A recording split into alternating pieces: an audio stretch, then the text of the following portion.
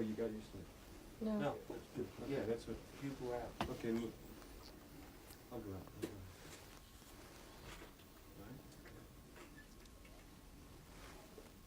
A little more forward. Yeah. Want me to move forward? No, No, just talk the, to me. Oh, I see. This is your mugshot. Okay.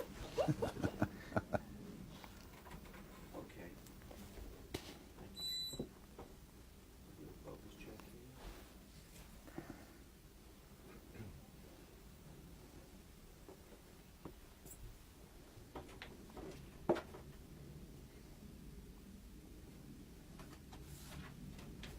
Second. Just don't. okay. I'm making myself light. All right. Stan, I don't think you'd actually finished this question. Were there any flaws in Ziem? Yeah, I want to go on to that. All right, anytime you're ready. Focus down. Ready? Go. If you could, Ed, project a little forward, and could you talk a little bit about what were the flaws in Ziem, what were the shortcomings or weaknesses that contributed to his eventual downfall? The main weakness of Ngo Dinh Diem in the early days of his holding office, the highest office in the land, was that he didn't trust his subordinates to get a job done correctly. In other words, he wasn't a good executive. He tended to want to do most of the work himself, and instead of delegating it to a cabinet member, to a member of his personal staff, or someone part of the executive department. The consequence of that was he had so much on his plate that he could just get one thing done at a time and do it rather slowly, because there were other pressures on him, other interruptions all the time, and he tended to put something to one side and hold it until he could come to a resolution of the problem and to do the actual signing of things and make the final disposition of things. This, of course, left a cabinet and a group of sometimes able, sometimes not so able Vietnamese not doing their jobs, wanting to, and becoming a little resentful of being left to one side. Another thing that happened was he knew a tremendous amount about the history and topography and resources, economic resources of his land. I have never met another Vietnamese that knew as much about those subjects as he did personally. When something would happen, he would tell me not only who had been involved, but would go into a family history, tell me who the man's father was, why he had handled something the way he had, and usually go back about 200 years in history about a particular little place in Vietnam to tell me why the people felt the way they did about things, and why this man who hadn't known that had gotten in, and it was too bad that he had done what he'd done, but his father had also taught him this, and he'd go into the history. Amazing detail. So that the end result was a fascinating person to talk to, but the talk would go on and on while the kettle was boiling with political problems coming up and crisis situations and so forth, which he wasn't meeting at the time. Then he finally became busy doing his job of delegating some things and getting the papers off of his desk and working things through. But as he did that, there was suddenly missing from his life a lot of gossip about the people to keep him current with all these families that he knew and other people. And the person who supplied that was his brother New. Now, his brother New had organized intelligence services to serve the country, initially to be focused against the enemy up in Hanoi, but increasingly so, political gossip about rivals and opponents and some supporters throughout the country in South Vietnam.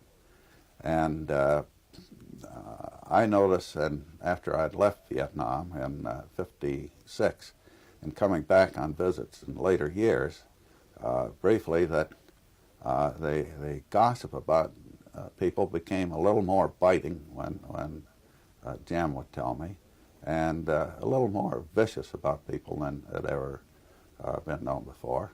And as a friend, I had warned him not to just rely on one source of information, but to spread it out and turn to friends as well as his brother and get different viewpoints of what was happening up in areas. And if the views became too contradictory, to get up and see something for himself. I think that towards the end of his life, he was relying a great deal on his brother New for information about a situation, to get a political feel of the feelings of the people in an area or of a group. And perhaps his brother New was a little bit captive of his own intelligence agents and people out gathering information who were sometimes self-serving. So a wrong view came up of like the situation and way that caused his final, his actions against Buddhists up there that caused his final downfall.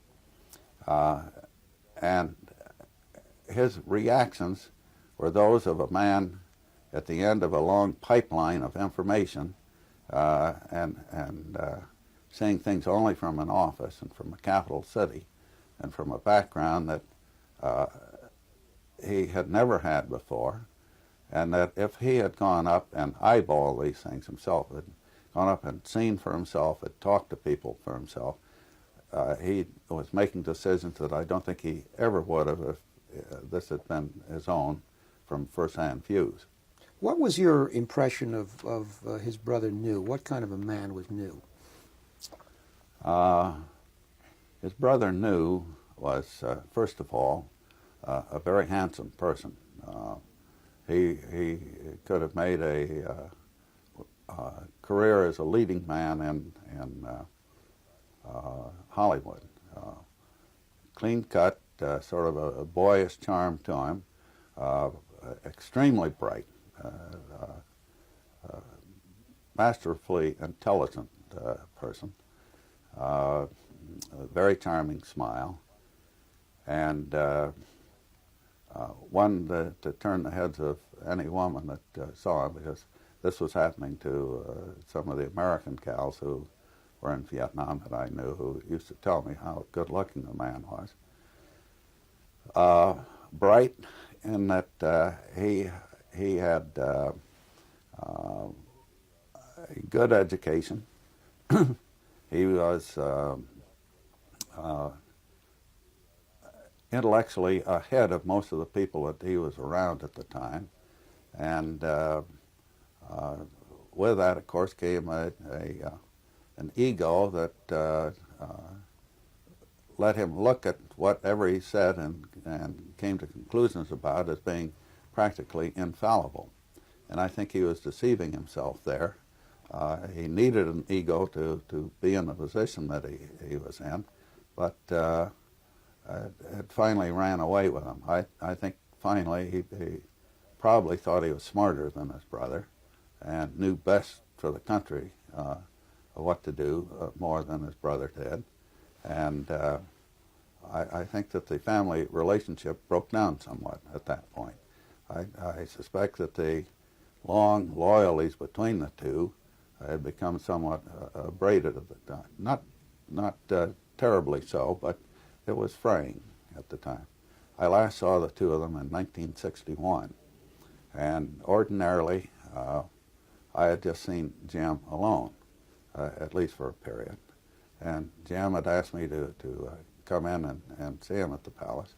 And his brother sat there, his brother New sat there in our conversation. And I would ask Jim a question, and his brother would answer it. And I'd say, I didn't ask you, I asked your brother here. And I'd begging Jim to respond directly to his own feelings. And I'd ask him questions about the situation and about some of the rival political figures and some who had been loyal to the government but opposed to Jim personally, so that I could talk about them freely with Jim. And I was quite surprised that the relationship between the two had disintegrated a bit. Now, Jim had been charged by his father to take care of his younger brother, New. So and he was very happy to do so, very proud of looking out for him, very proud of New's intellectual abilities, and boastful a bit about it, as you would be of a younger brother that you felt was really getting ahead. But, pardon me, this had changed somewhat in '61. Of course, the overthrow took place 2 years later, so all I can presume is that this situation must have continued to grow of little difference between the brothers. What about Madame New? Madame New is perhaps one of the most tragic figures of our day and age, in that she was a lovely lady who has grown into the image of a tiger lady, of a person of tremendous emotional bitterness, of unguarded tongue, and almost a vicious manner towards others. Madame New came from a very prominent social and political economic family from North Vietnam, and from central North Vietnam, who was brought up by a beautiful mother, a socially elite father group, family group, in which the daughters were trained to make very good marriages, financially and socially, and she knew all of the social graces of a hostess in a household of wealth and culture, so that her training was to be the gracious lady who would invite people and knew how to make conversation at the dinner table, to entertain at the grand piano in the salon, and live a life of quiet charm. She married a man who looked as though this was going to be his life in a colonial Vietnam. But in her more mature days, as she started to have children, as life became more interesting to a gal, she would come in to ask if anybody would like to hear her play a piano in the salon. Her husband was busy with his brother. There was some terrible problem taking place. There might be military types come running in with their problems, and there might be an alarm that the palace was about to be bombed, or something very unladylike taking place, something very unsocial. And the men would say, no, you leave us alone now. So she couldn't act her true role that she had trained for in life. So she tried to move over into their field to be closer to them. And as such, as she loomed into the limelight more and more, she attracted much malevolence and public opinion and so forth, with herself as a target. And I recall talking to her in later years, in which she told me of how much it hurt her all the time to be hated.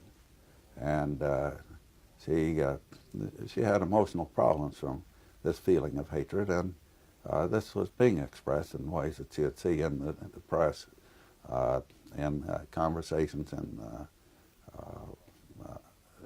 journalistic talks with her and so on.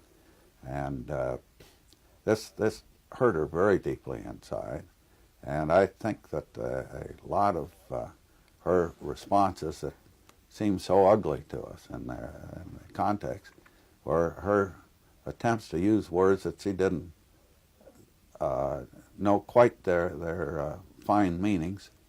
I think her talks about barbecuing monks came as she was trying to use American slang with American reporters that were just terribly out of place. And she had been hurt by some of the American diplomats' wives who had become rather catty in her presence about what she was up to. Even her personal sex life was being maligned all the time, that she was sleeping with this, that, or the next general or person in the Vietnamese army, or in the cabinet and so on. Instead of doing such activities, she was in the nursery with the kids and so on. And this hurt. Some of the Vietnamese generals spread these stories themselves, and we know To both, it could be. The generals would find it originally possibly to their liking. And some of the Vietnamese generals also looked like Hollywood movie idols, you know, and it helped their image a bit. Do you think there was nothing to those stories? I think there might have been friendships between some of these people and Madame New.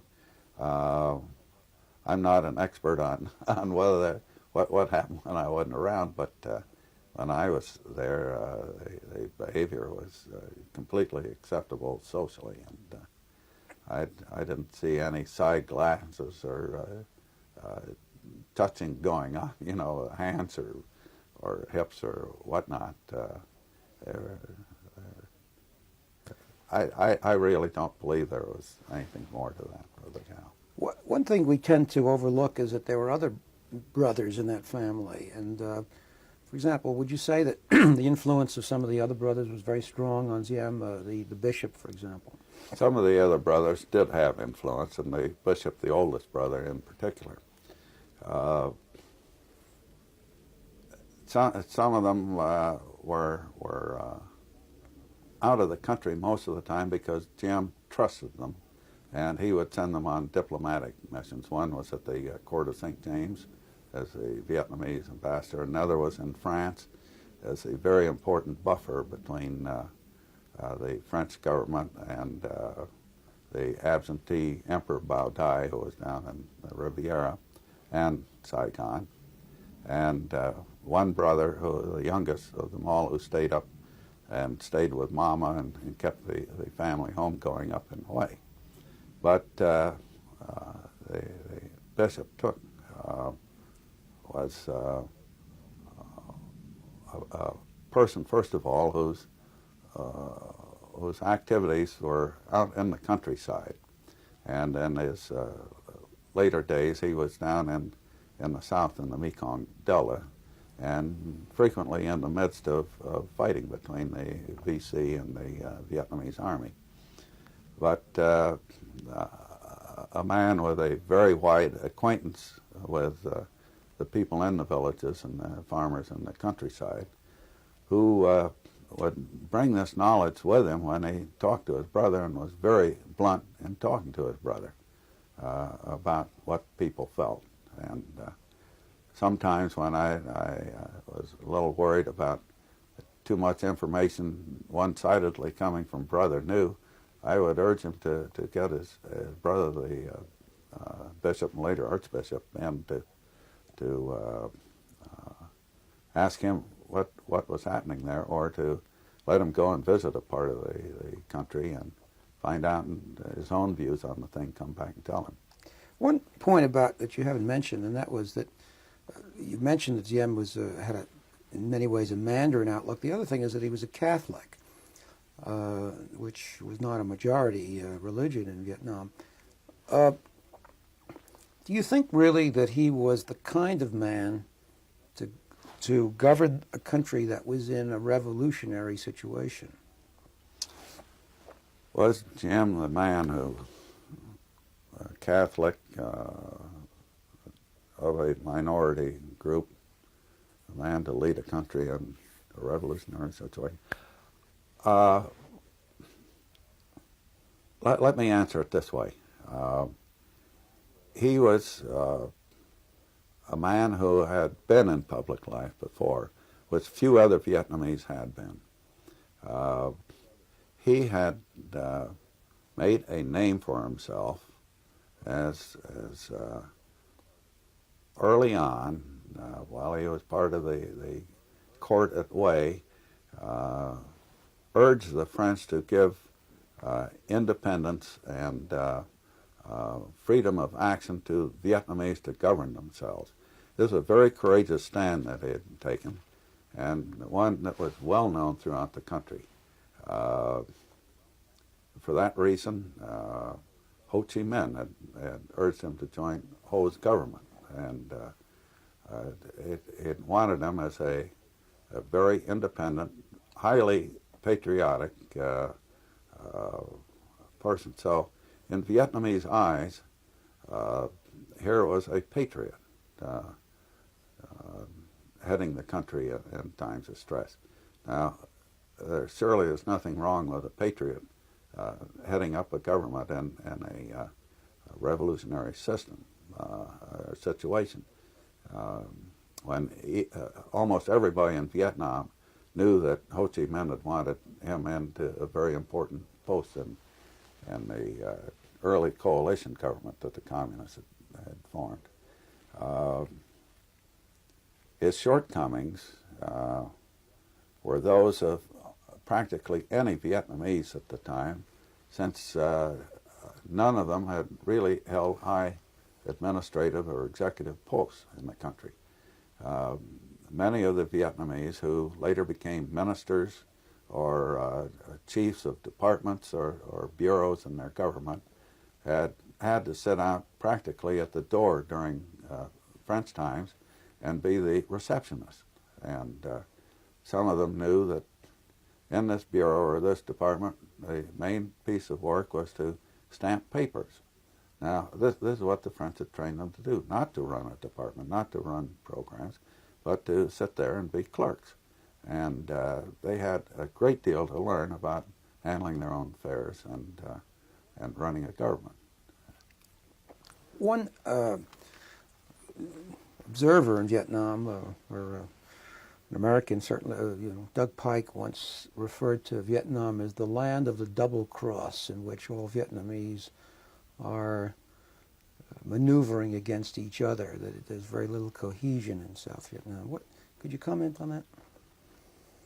Well, Vietnam had its major social problems out of the lack of cohesiveness in its society.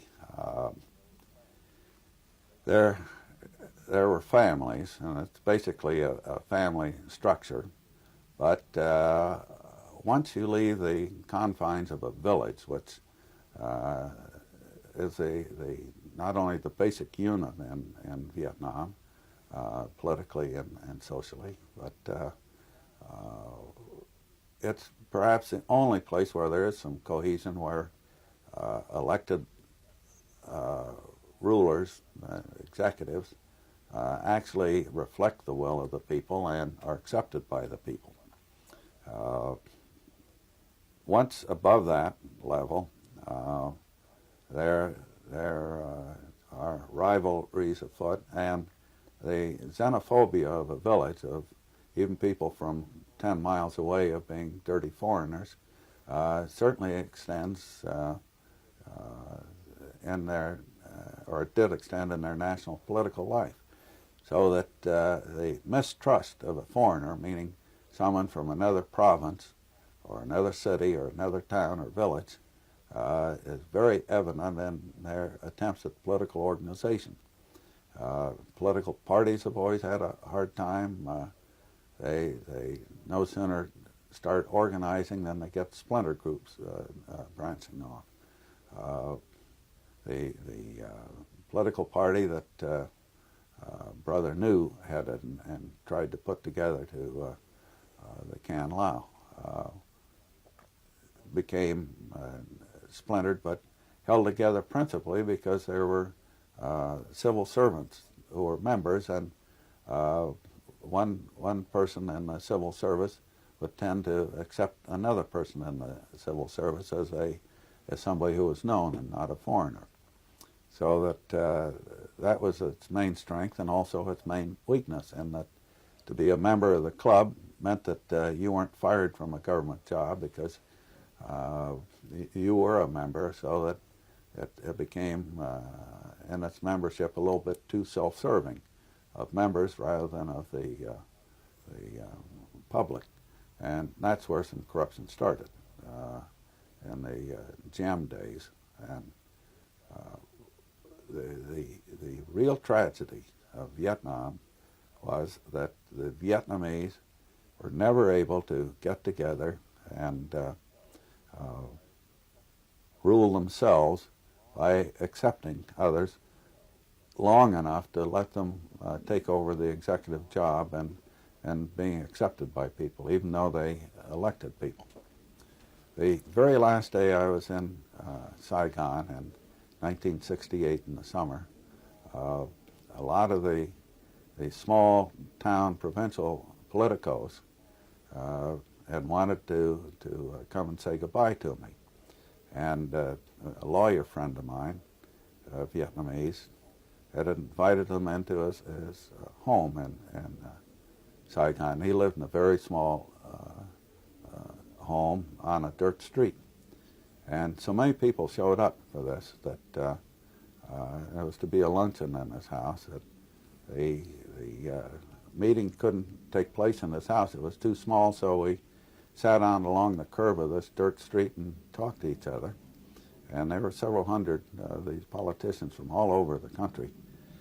And the neighbors came in and brought soft drinks and food for the lunch to us. They were cooked in all these different homes around.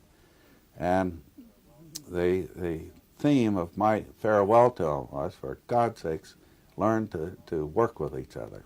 And unless you unify, you're going to lose your country, you're going to lose your homes, and probably lose your lives. But during the thing, I would ask a man what he believed about something. And he would tell me what he believed, and usually very idealistic, highly principled. And several others would be looking at him as he'd do this and say, I never knew that you believed in that. That's what I believe in. And I said, that's the trouble with you. You never talk to each other enough to discover that you share a great deal in common.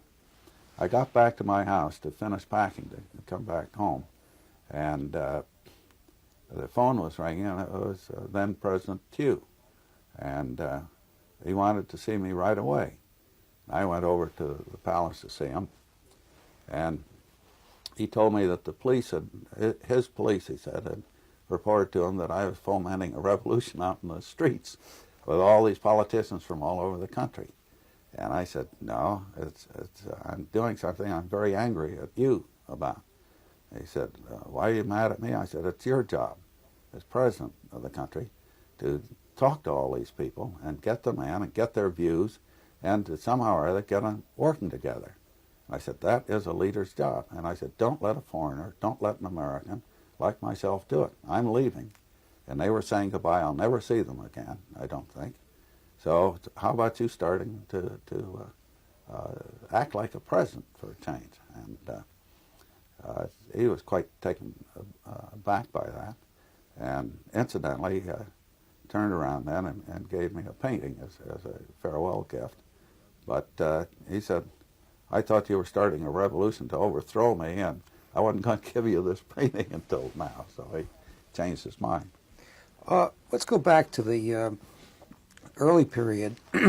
One of Diem's big achievements, maybe it was your achievement too, was how he managed to defeat all these different sects and groups that were trying to overthrow him in the mid-50s. What were these groups? The sect troubles, which ran a little bit in 1954 late and then got to their climax in the spring of 1955,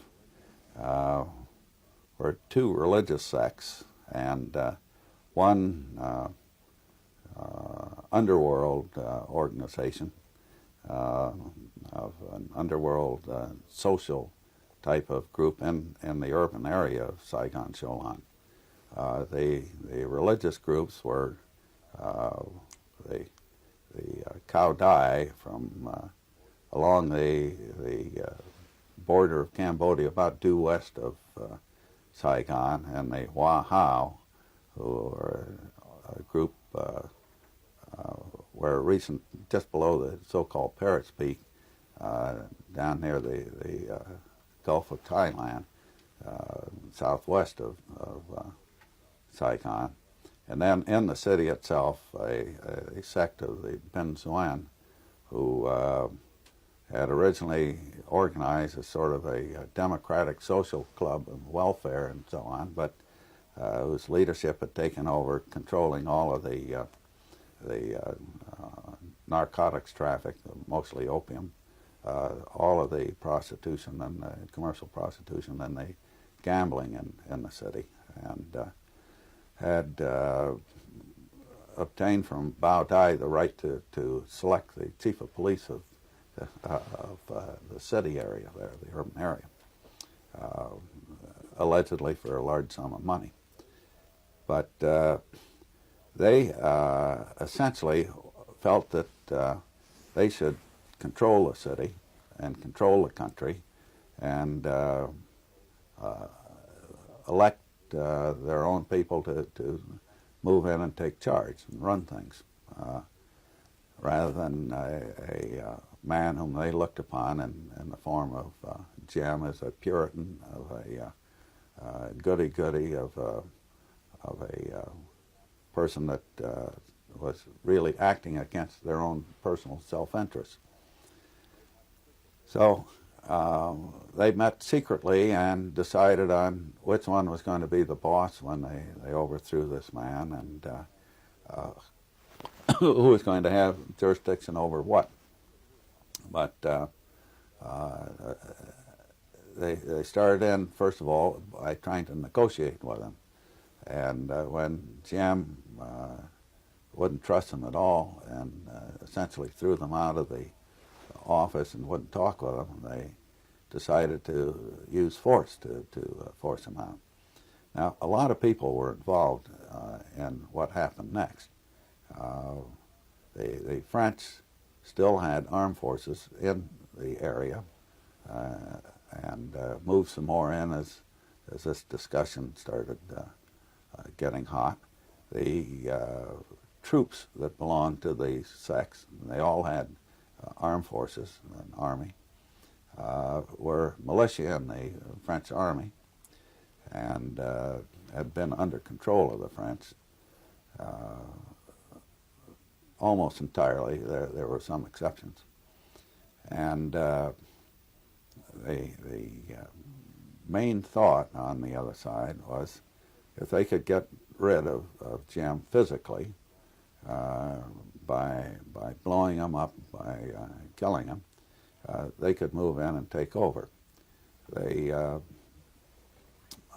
moved their troops into the city, positioned mortars to shell the palace, and while both the French forces and the Americans who were there were trying to defuse the situation, trying to bring about a peaceful solution to the thing and resolve some of the claims that the sect forces were making,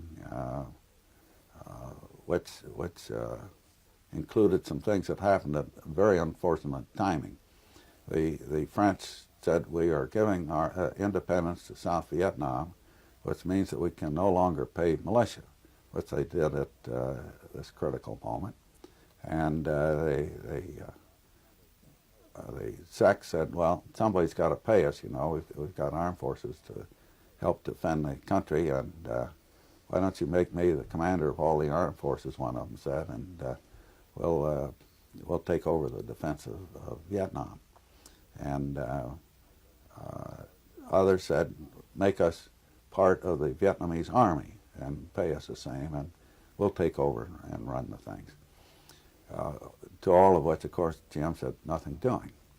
But the French were trying to come up with solutions, and General A. Lee, who was the commander of the French Expeditionary Forces in Indochina, asked me, along with the U.S. ambassador, General Taylor at the time, to, excuse me, it wasn't General Taylor, General Collins,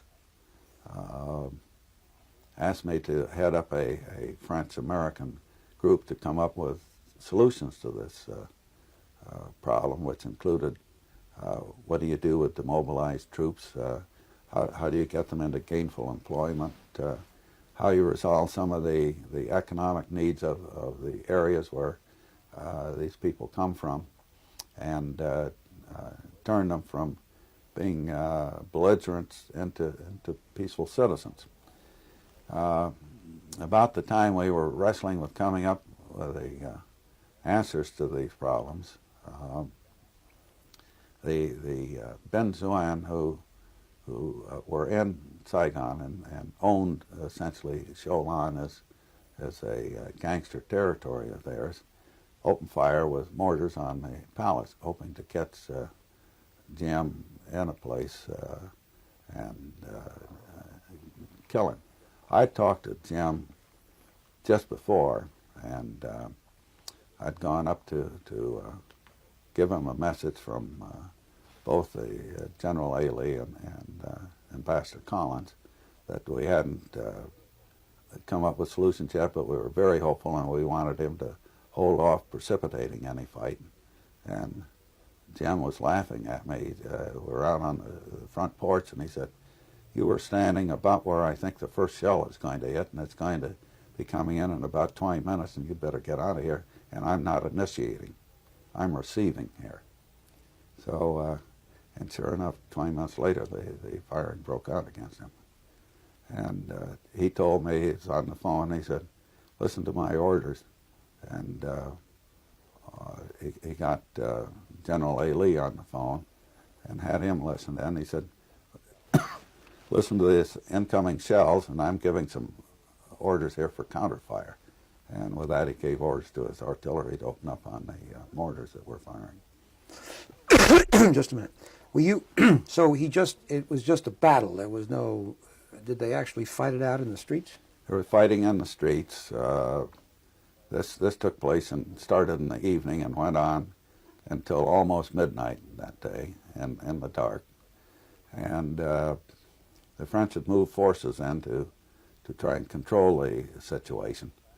But what was happening was the Vietnamese army, which by French estimates at the time, and by estimates of some of the Vietnamese in the cabinet even, were that the Vietnamese army wouldn't fight.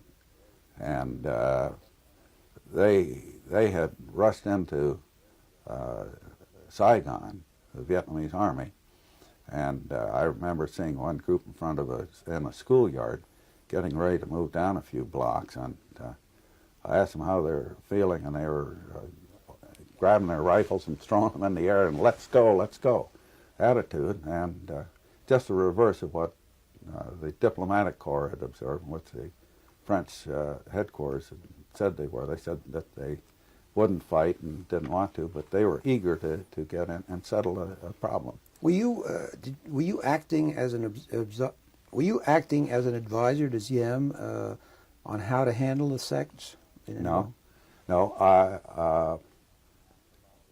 I was seeing Diem about once or twice a week at his invitation, and once in a while I would go in when our ambassador would ask me to go in and convey something to him.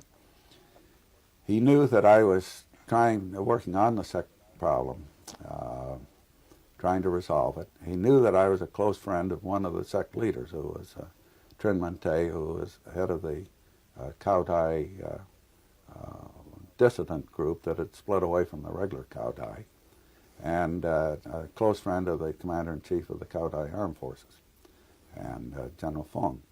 And I had asked them not to participate with the others, which they pulled out and didn't do. But on this problem of the thing, I had very strict orders from the U.S. and from our ambassador to not be in the palace when any fighting started, and not to give any military advice on how to cope with the enemy, but to pull out. And Jim was very much aware of this, and I think that was one of the reasons he was teasing me that I was standing where the first shell was going to hit. And he told me where the batteries were and so on. He had excellent intelligence from his brother knew. Weren't the, I mean, it's generally assumed that the French at that stage were trying to get rid of Diem. Is that true? The French had a feeling about Diem that was exacerbated by their having lost a war, and by their having to give up a colony and to pull out of a country. And they felt that by having a nationalist, a patriot, if you will, such as Jim heading the government that was supplanting them, that this was sort of rubbing salt into a very sore wound of theirs. And they felt and said frequently that Jim was arousing the people against the French. And a lot of that rubbed off on me, that they also said that I was the one that was trying to arouse a revolutionary spirit among the Vietnamese to be anti-French. And this simply wasn't so at all. I had to remind the French that they had been fighting against the Vietnamese for 8 years before I ever showed up on the scene, and that I hadn't started that war or been a part of it, and that this was just a natural consequence of combat. And Now, you had some disagreements, or it's been reported that you had disagreements with the American ambassador, General Collins. What were these disagreements about? well, the only one that was sort of I'm sorry, did you repeat that you had disagreements? my only disagreements with Ambassador Collins, General Collins, concerned the matter of the feelings of the Vietnamese on given problems. And one of the times was when the first night of fighting the sects against the government of Diem, along about 10 or 11 at night, the ambassador asked me to come over to his residence and see him immediately. And I drove in past much of the fighting then going on. The French were bringing up armor to hold strong points in the town, and blocking off Vietnamese army units who were going in to reinforce some people who were some army, their own army units, who were holed up in a police station in Cholan, and needed reinforcements badly.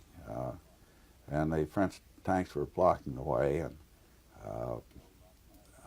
I drove on past that up to the ambassador's residence and started telling him that the French were interfering one-sidedly in this fight that was going on. And the ambassador told me that he and General A. Lee had come to an agreement, and the French had the forces there to reinforce and make the decision stick of a truce and ceasefire immediately. Everybody to stay in their positions that where they were, and that he'd gone along. I felt that he had a very misinformed view of what was going on in the town, because he still believed that the Vietnamese army wouldn't fight, that this, in essence, is the truce would give the government of the country, Jim and his people, a chance to sort things out and maybe come up with some viable, workable, peaceful solution of compromise with the other side, when actually the army and Jim had a very viable thing going for them if we'd let them alone. Was Ambassador Collins cool to the idea of supporting Diem? I would say so. He didn't. I'm sorry, could you repeat that? General Collins looked upon Jim much as the French did. He was had a close friendship with many of the French officers then in Vietnam. That is, General Collins did. He grew to adopt and accept their viewpoint of Jim as a nationalist who would put his head down and go against anybody's grain just to have his own way, and had no real chance to know him. Usually when they met personally to talk, Jim would catch something in the ambassador's tone or words that he used that led him to think that this man doesn't know the country or the people or the situation, and at which point Jim would become the professor and educator and take time out to start telling him what the situation really was. And sometimes Jim would talk for hours on this thing and get carried away with a lecture, so that he would lose the attention and interest of a man who wanted to come to a decision quickly and to get something done. So that there was a personal difference between our ambassador and the prime minister, as well as sharing and sympathizing with the French views of it. Do you think that Diem was... We're cutting to change tape. Oh. Okay. All right.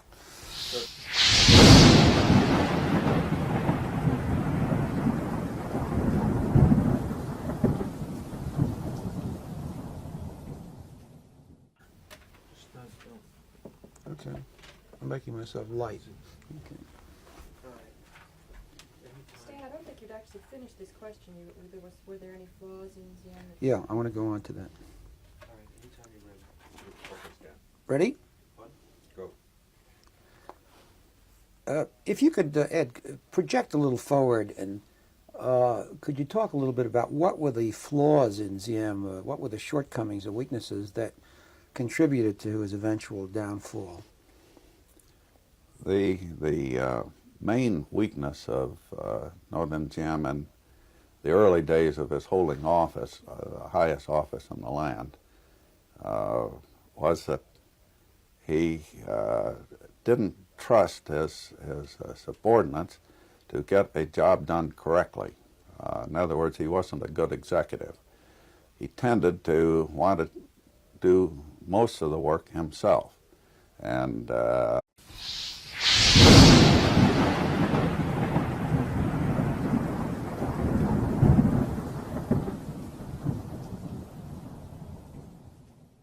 Gotten sort of in the front of it. Okay, in John, front of we're the gonna chair. be wrong. Oh, you got your stuff. No. No, let's do, Okay, yeah, that's what. you go out. Okay, move.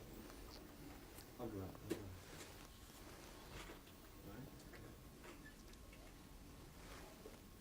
A little more forward. Yeah. want me to move forward? No, no, No, it's just the, talk to me. Oh, I see. This is your mugshot. Okay.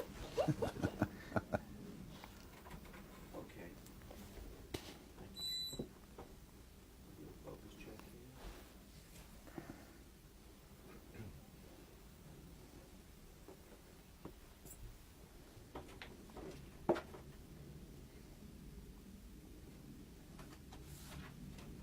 Second. instead of delegating it to a cabinet member, to a member of his personal staff, or someone part of the executive department. The consequence of that was he had so much on his plate that he could just get one thing done at a time and do it rather slowly, because there were other pressures on him, other interruptions all the time, and he tended to put something to one side and hold it until he could come to a resolution of the problem and to do the actual signing of things and make the final disposition of things. This, of course, left a cabinet and a group of sometimes able, sometimes not so able Vietnamese not doing their jobs, wanting to, and becoming a little resentful of being left to one side. Another thing that happened was he knew a tremendous amount about the history and topography and resources, economic resources of his land. I have never met another Vietnamese that knew as much about those subjects as he did personally. When something would happen, he would tell me not only who had been involved, but would go into a family history, tell me who the man's father was, why he had handled something the way he had, and usually go back about 200 years in history about a particular little place in Vietnam to tell me why the people felt the way they did about things, and why this man who hadn't known that had gotten in, and it was too bad that he had done what he'd done, but his father had also taught him this, and he'd go into the history. Amazing detail. So that the end result was a fascinating person to talk to, but the talk would go on and on while the kettle was boiling with political problems coming up and crisis situations and so forth, which he wasn't meeting at the time. Then he finally became busy doing his job of delegating some things and getting the papers off of his desk and working things through. But as he did that, there was suddenly missing from his life a lot of gossip about the people to keep him current with all these families that he knew and other people. And the person who supplied that was his brother New. His brother New had organized intelligence services to serve the country, initially to be focused against